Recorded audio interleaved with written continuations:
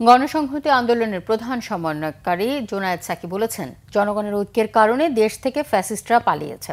শুক্রবার বিকেলে কেন্দ্রীয় শহীদ মিনারে জুলাই গণসমাবেশে সভাপতির বক্তব্যে এসব কথা বলেন জোনায়েদ সাকি। সমাবেশের আয়োজন করে গণসংহতি আন্দোলন। জুলাই গণ অভ্যুত্থানে শহীদ জুলফিকার আহমেদ শাকিলের মা আয়েশা বেগম সমাবেশে উদ্বোধন করেন।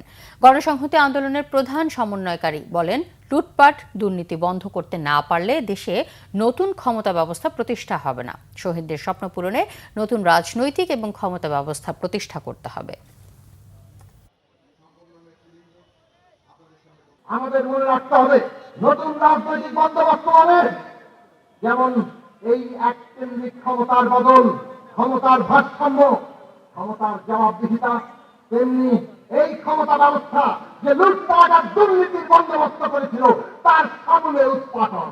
নারী পুরুষ কিংবা বাঙালি চাকমা মারমা কিংবা হিন্দু মুসলমান বৌদ্ধ খ্রিস্টান যার যা পরিচয়ই আছে, সেই পরিচয়ের সাথে সবার ঊর্ধ্বে পরিচয়টা হচ্ছে তারা বাংলাদেশের নাগরিক।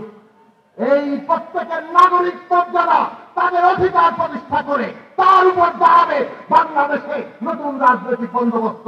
আর সেইটা যদি আমরা দাঁড় করাতে পারি, তার রাজনৈতিক শক্তি যদি আমরা গড়ে তুলতে পারি, তাহলেই আমরা শহীদের রক্তের ঋণ পূরণ করতে পারবো।